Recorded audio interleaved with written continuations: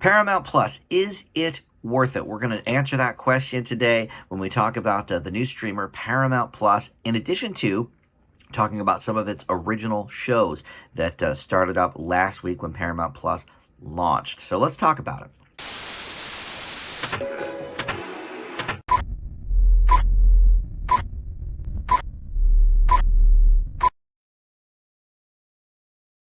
Hey everybody, Dan here. This is Dan Reviews It. Welcome to my Paramount Plus Is It Worth It video. We've done these in the last year and a half or so for pretty much every new streamer that's come up. Peacock, Apple TV Plus, Disney Plus, even Quibi. Rest in peace, Quibi. He only lasted about 8 months, but we did an Is It Worth It for Quibi as well. So now we're going to talk about Paramount Plus. The one thing that makes this more interesting, I think, than those others is that this is actually a streamer that already existed. It was CBS All Access, and it became Paramount Plus last week. So we're going to talk about what the differences are, review some of the new content on the streamer. But yeah, this is not a startup like a lot of those others were. This is already in existence, as sort of just a rebranding of that.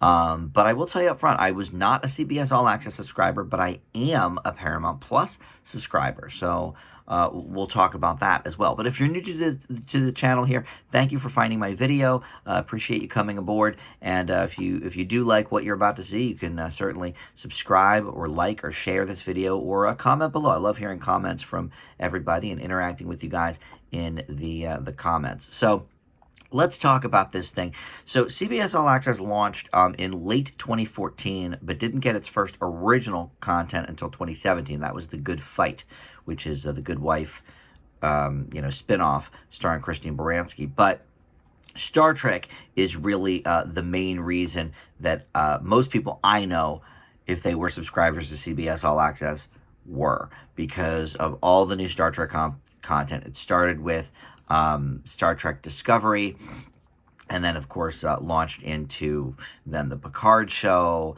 and now you have the animated series Lower Decks. So you've got a lot of Star Trek content on there, and I think that's probably the main reason for a lot of people to subscribe. Another reason maybe is because CBS programs were not, and still are not, available on Hulu the next day after airing, like Fox, ABC, and NBC. All of those networks put their shows up on Hulu the very next day. CBS doesn't. And look, it makes sense because all of those networks invested in Hulu. CBS did not. And so for fans of Big Bang Theory, NCIS, whatever, Mom, you could watch those shows on CBS All Access the next day, unlike Hulu. So that maybe is another reason people found this to be intriguing. But look, the subscriptions have never really panned out the way they hoped it would.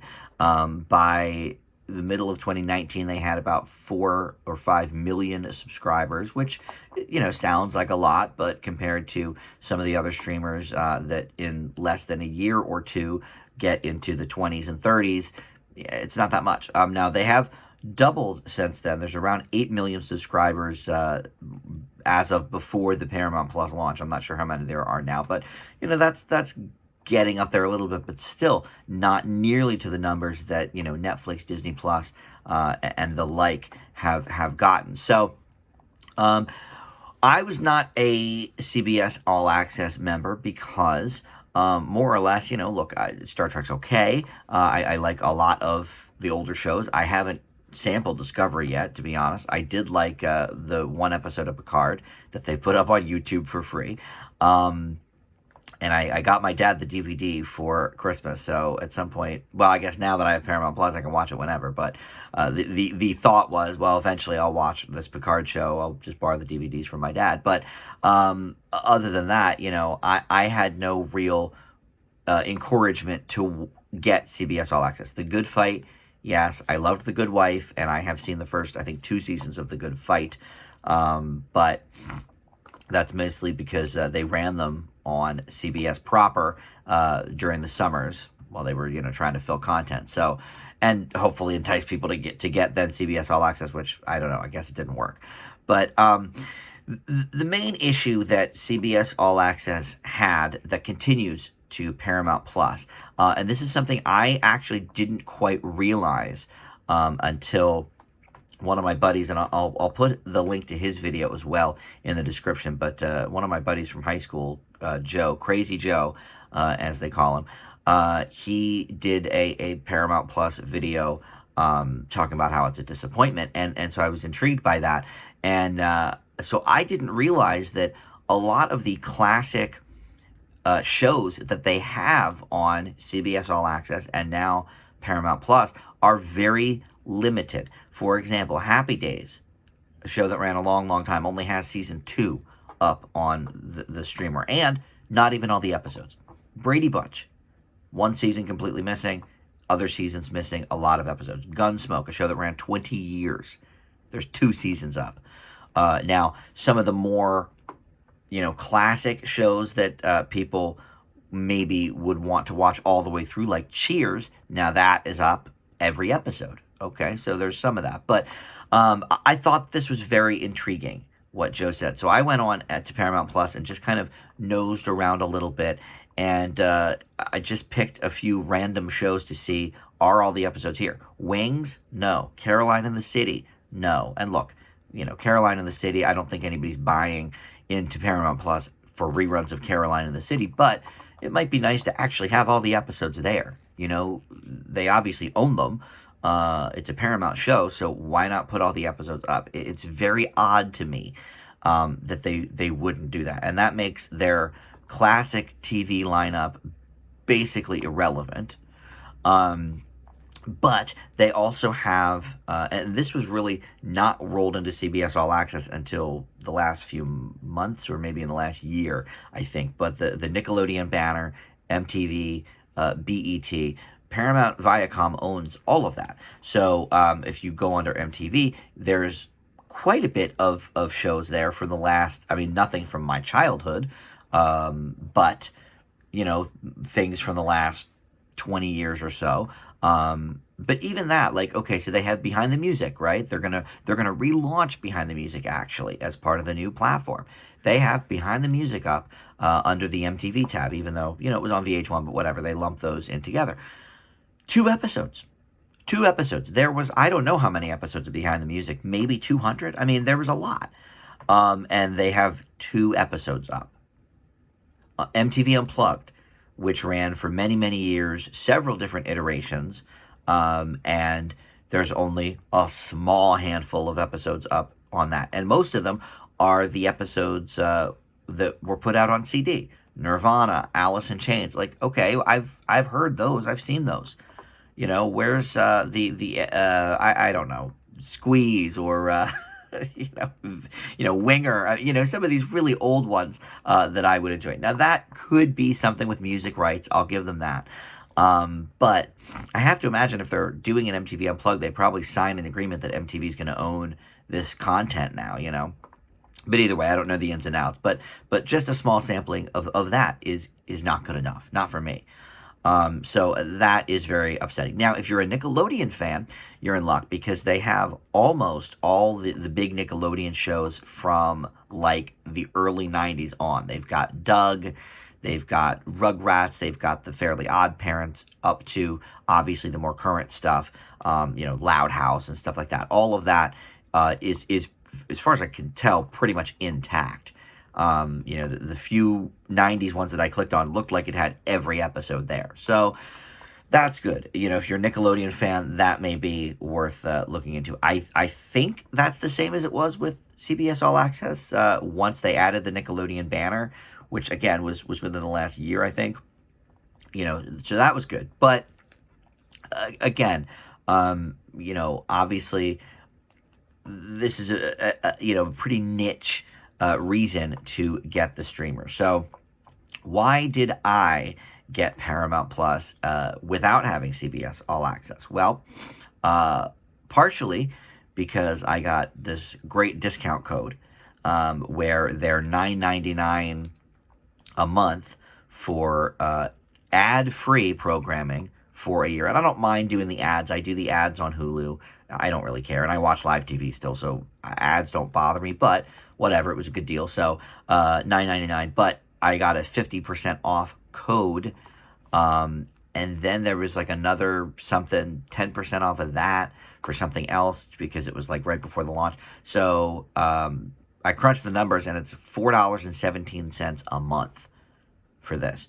That to me is worth it, I think. And another reason that I got it was because they're going to be hosting the Paramount films that come out in 2021 in about a month after they go to theaters. So things like A Quiet Place 2 are going to be available on Paramount Plus within about a month or a month and a half. It's either 30 or 45 days. I think it depends on the movie. But I'll be able to see those movies. Now, look, I review movies on my channel, so personally, I'll probably get out to the theaters and see them if I can when they first come out. But if not, this is, a good way to do that. So, all right, let's talk about the new shows specifically. So I think the biggest one that they've been sort of touting, and I do think it's the first one that comes up when you log in, is their Real World reunion show. It's called The Real World Homecoming New York. And I talked about this in TV News and Reviews several weeks ago when it was announced. But this is all 7 of the original cast members from The Real World New York back in 1992. And they're coming back together. They are living in the same place. And, it's almost 30 years later, so they're getting into, some of the same issues. Let's talk about who we were back then, and let's squash some of these beefs we had, Now, I did not watch The Real World New York. I didn't have MTV. I didn't have cable.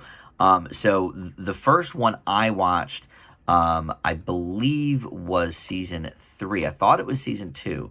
But I looked into it in season 3 because it was the one with Puck and Pedro in San Francisco. Pedro was the gay dude who had AIDS, and it was like a big deal because it was the first time we really ever saw a person with AIDS and HIV that wasn't sickly or dying. He was just living his life. Now, he did die several years later, but still, it was a great season. So I watched that, and I think the one right after was London. I watched that too. But I don't know really many of these people. I knew Eric Nees because he ended up hosting MTV's The Grind. But other than that, I didn't watch this season, so I didn't know much about it. But I have to say it was incredibly interesting to see them looking back at who they were then. And there's only one episode of this that's up. I don't know how many episodes there's going to be, but as of right now, there's just the one on Paramount Plus. So I watched that, and first of all, the production is great. They are really like they introduced these people as they are today with a very 1992 MTV kind of style and vibe to it, including some of the music that was hot for the day. Soul Asylum. I Love Your Smile by Shanice, all of these old songs that probably were prevalent in the first episode or the first season of The Real World. And mostly this first episode is them getting reacquainted, sort of catching up a little bit. What are you up to these days? And generally talking about how groundbreaking that first season was. And it wasn't so much a let's pat ourselves on the back, we're great kind of thing. It was just them saying like, look, this was basically the first reality show, at least in terms of the reality show that we know today. And Real World itself has changed a lot since then. Really only those first few seasons, I think, were kind of in that vein. But, there would be no Survivor without Real World. There would be no Amazing Race. A lot of those shows. There would be no Kardashians or the Osbournes reality show. None of that would exist without the Real World. And so they were talking about that. And to be honest, it's true.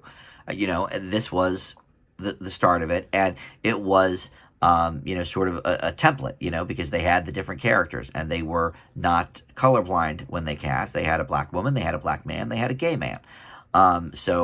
They checked some of those boxes, which for 1992 is honestly pretty progressive. They talked a lot about that and showed some clips interspersed, whenever they would bring something up, like, oh, remember how, the phone was over there on the wall, because of course cell phones didn't exist, and they would show people, talking on the phone. Or if they talked about, a beef that one person had with the other. Oh yeah, like I was so, pissed off about such and such. They would show us a clip then, or the producers would, I mean, from 1992. But we also saw some never before seen footage, and they would sort of put that up in the corner, like never before seen, that I guess didn't air on the original series. But of course, they had, hours and hours and hours and hours of tape, probably in the hundreds, if not thousands, of these people. So why not throw us a little bit, even if you're a real world enthusiast and have seen the first season over and over again. But with that, I will say that of all the old MTV programming, they do also have the entire first season of The Real World up. It's the only season they have from the old series, or even like the newer versions. There's nothing from 2015 or anything. So, but if you want to watch The Real World Homecoming New York, I think it was a nice touch that they put up the original series, so you can, binge that if you want to before watching this, or watch it concurrently or whatever. I may actually, if I find myself with some extra time, which I rarely do because I try to keep up on every new show and on all the movies, but it's only 13 episodes. I don't know. I might binge it, just kick back for a weekend and watch it. I think it would be a nice throwback, so I am glad that they put that up. But I found the reunion incredibly compelling, even though I didn't know anything about these characters or their issues. I think there were some very interesting revelations that came out just in that first episode. But at the same time, if you didn't watch The Real World ever, and if you are not like from my generation, I don't think younger people are going to really care, because it is such a time capsule, and it's interesting to look back. These guys are about not quite the same age. They're a bit older than me. They were 19 to 26 when they were in the house. In 1982, I was about 15. So, all right, they're slightly older than me, but still, I mean, I would say they're also part of my generation. For the most part, I would say they're millennials. So, or no, millennials. Oh my gosh. Gen X, right. That's the appropriate term, Gen X. Maybe the oldest one would have been considered a boomer. I'm not sure, because he would have been born in the late 60s, I guess. So maybe he would have been a boomer. But either way, whatever. I mean, I'm pretty much right there in that era. So I found it interesting. I don't know if people that don't care about The Real World, never saw The Real World, don't care about MTV, or are not of my generation, I don't think they will care, to be honest, about the show. But for me, I thought it was a really, really interesting time capsule, and great to catch up with people, even though I never knew them, back in the day. But just, to see the old clips and to see them interacting with each other now, I thought was interesting. So I leave The Real World Homecoming New York with a B+.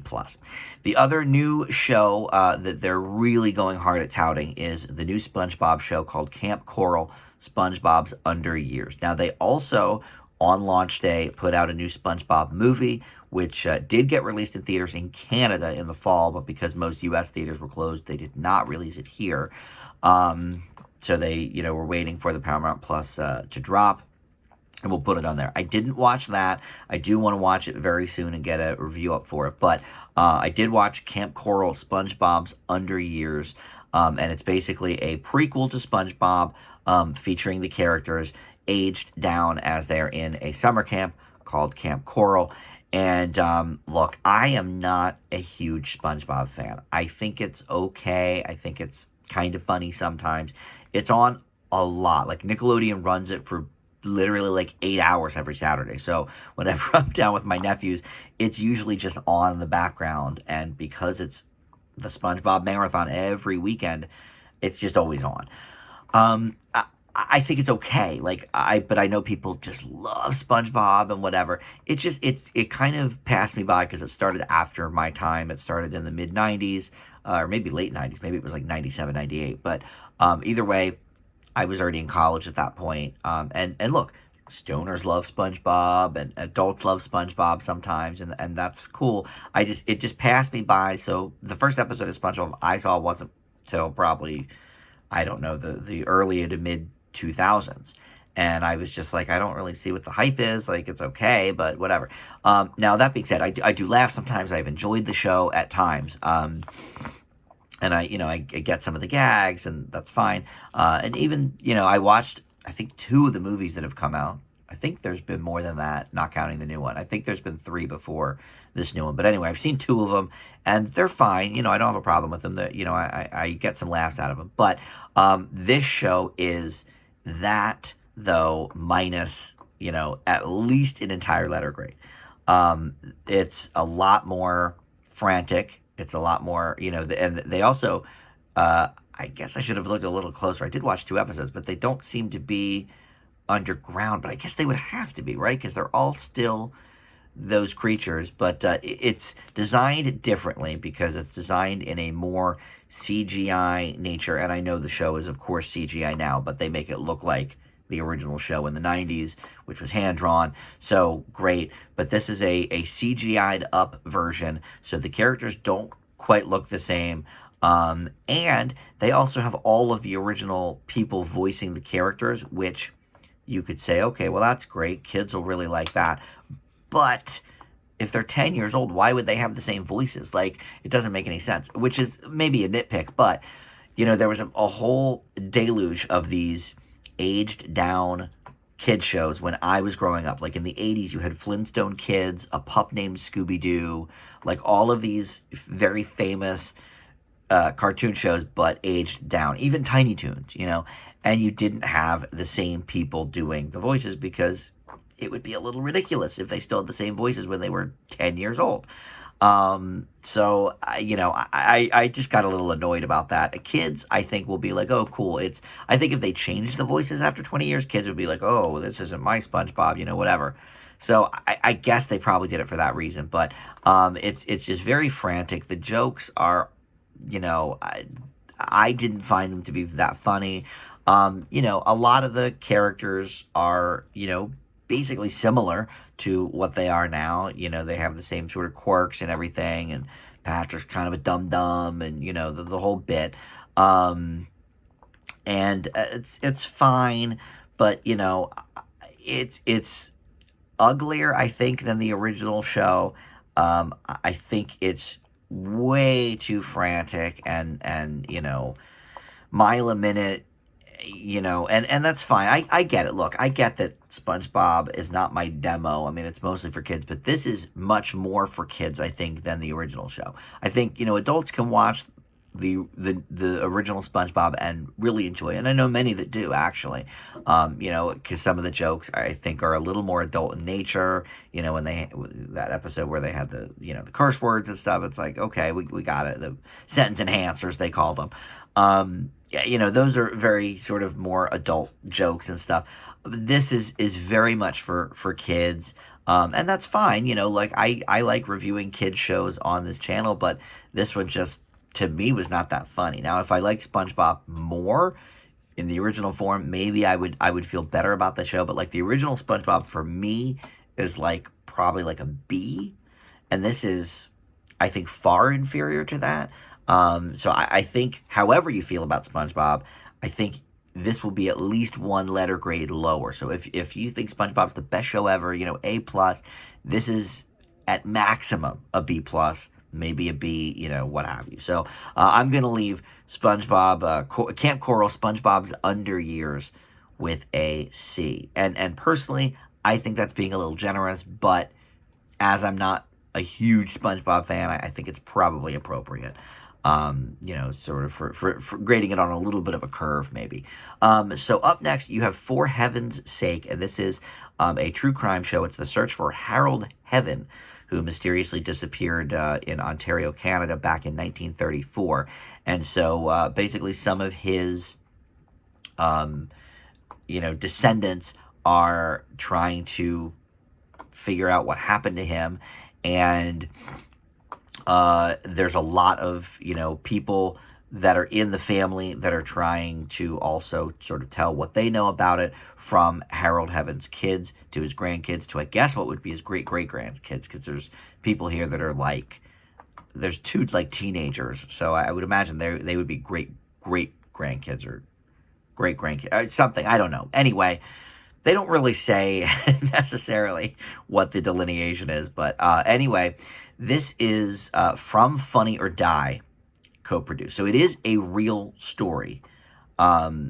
This Harold Heaven guy did exist. He did disappear in the 30s, and it is sort of a town mystery, so it's fine. But I didn't realize it was Funny or Die until I watched the credits in the second episode. So I saw the first episode and I was like, these guys seem like bumbling idiots. Like, what are we doing here?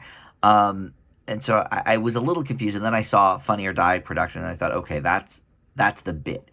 It's supposed to be, basically a funny take on the true crime stuff, that's so popular. And that's okay, but it was a little bit odd to try and figure out okay, well, what parts of this are going to be serious, what parts are we going to be laughing about. And basically it's the two people that are trying to solve the mystery. They're just sort of dopey and silly, and not necessarily in an incompetent way, because they do have some interesting ideas and they have some clever ways of figuring out the information, and they're actually getting reports from the cops from back then. So they're doing their homework.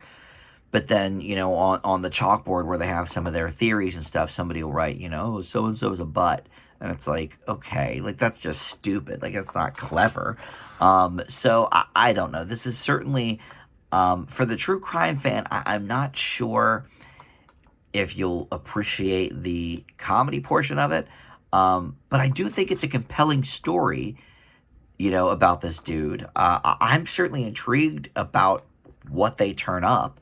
So I like that part of it, but the comedy it's just not highbrow. And, I get it. Funny or Die is like Will Ferrell's thing. And, a lot of the stuff on there is, just more of the silly vein and not the, smart comedy type of thing. Some of it is very smart, but this falls into the more silly category. And I don't know. Part of me just thinks, all right, well, if it's that, you should have just made up a crime. But then, of course, you're copying American Vandal, basically. So I don't know. But I thought this was interesting. I don't think it's going to have people buying into the Paramount Plus streamer for it, but for fans of true crime that like to eat up kind of everything, this is certainly a different take on it that we don't always see.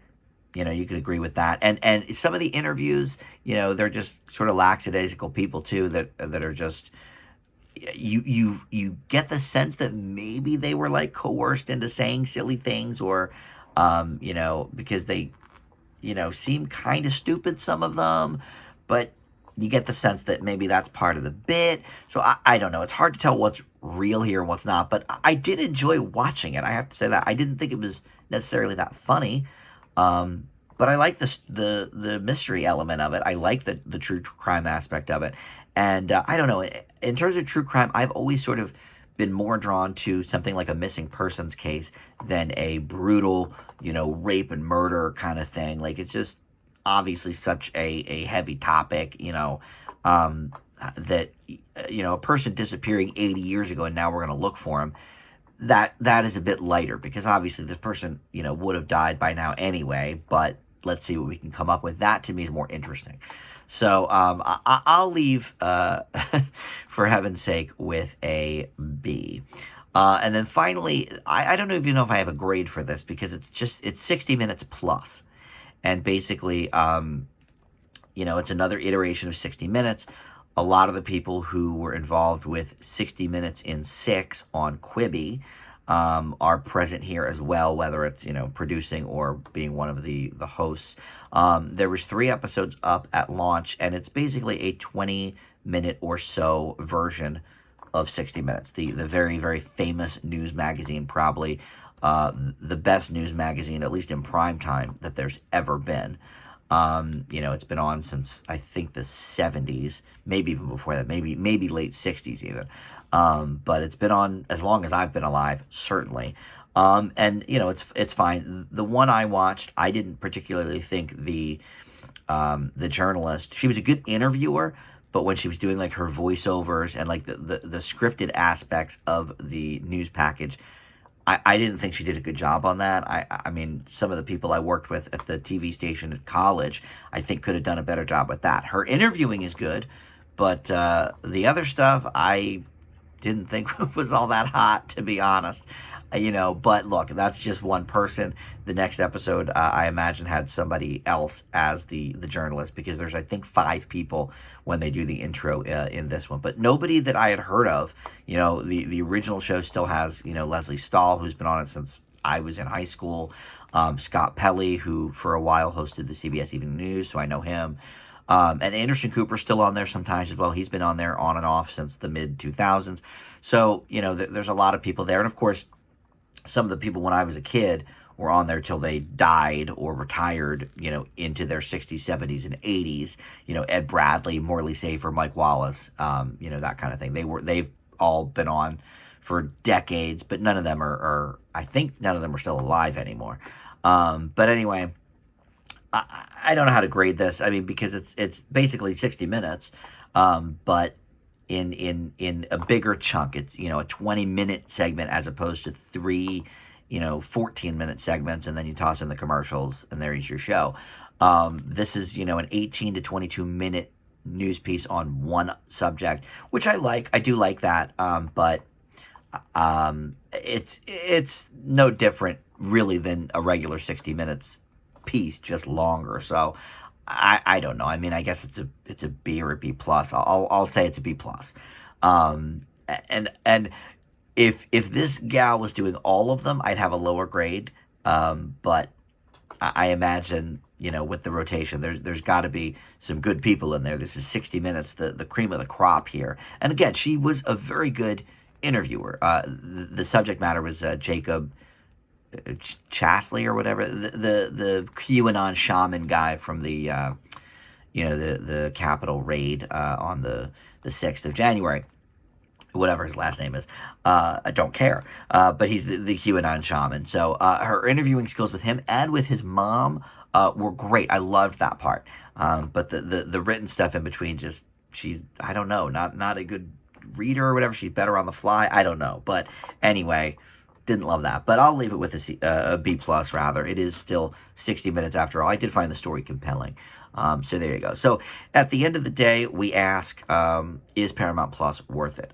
I would say if you are able to find some kind of promotion like I did and get the cost down, then I would say yes. It's certainly not worth $9.99 a month that I would have paid otherwise, and probably once my year is up, I will either go to the ad version or I'll just drop it completely, because I'm not going to pay $9.99 a month for this, certainly. And I would also say, because most of the stuff that they've announced is not even in production yet, the Frasier reboot, the Criminal Minds reboot, I read the list last week. There's like 12 new things that are coming. They're doing a new Rugrats. They're doing a new Behind the Music. They're going to do a whole bunch of, the Airbender stuff I think is airing on Nickelodeon proper. But there's a lot of different reboots coming to the table. And I think there's some original stuff too. I mentioned a show with Jeremy Renner that was announced. So I think as of now, if you didn't buy into CBS All Access, there's no purpose in buying into Paramount Plus, especially because if you're a Star Trek person, and that's one of your big hooks to CBS All Access, there's no new Star Trek coming, I think, till later in the year, if not maybe next year. I mean, there's probably a new season of Discovery and stuff, but in terms of the new shows that they have coming out, because I think there's 2 Star Trek shows in the pipeline. But I would say this is not worth it at this time, unless you get some crazy deal like I did where it's, $4 or so a month, then sure. But even to pay the $5 a month for ad-supported content, I don't necessarily think is worth it for what you get, unless all you're interested in is the new stuff. If you don't care about the old classics, because it's offensive to me that as a classic TV person that they would put up a lot of these shows and then only have, partial seasons or complete seasons missing. It's very odd. Like, you own all of Happy Days. Why would you not put it up? And Happy Days had all these spin-offs, Laverne and Shirley, Mork and Mindy. None of those are up. It's a smattering of what they have available when you compare it to something like Peacock, which has a vast treasure trove of classic NBC and Universal shows. And they have a lot of movies on there. Paramount Plus has put a handful of new movies up. I think there's maybe 40 or 50 new movies on the streamer that CBS All Access did not have. That may be of interest as well, but at this point, I mean, there's so many streamers that have movies, it's almost overkill. So unless you're looking for a specific movie that's only on Paramount Plus, I don't think that will matter that much either. So I would suggest maybe once these reboots start coming out and their original content gets amped up a bit, maybe that's a good time to jump on. I will say The Good Fight is a great show.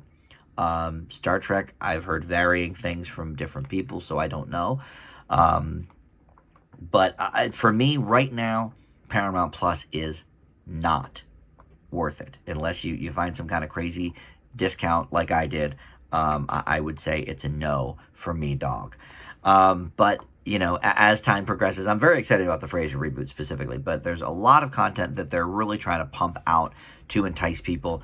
I think maybe wait for that time later in the year or in 2022 and reevaluate if it's worth it. I'm not going to do another video about it, but I'll review those shows as they come up, and if many of them are good, then I would say, yeah, heck, go for it, although $9.99 a month is still way too much, but for the ads, you could do $5. Okay, that's worth it if you don't mind the ads, but even that, probably not right now if you're on all these other streamers. So, all right, thank you for watching. That's it. Next week, we'll be back with a news and review show proper that we usually do. We have the new NBC show Debris to get to. There's a new Fox talent show I think it's called Game of Talents, hosted by Wayne Brady. We'll talk about that, and obviously other things that come through the pipeline. So that is it. Thanks for watching. We'll see you next time. Bye.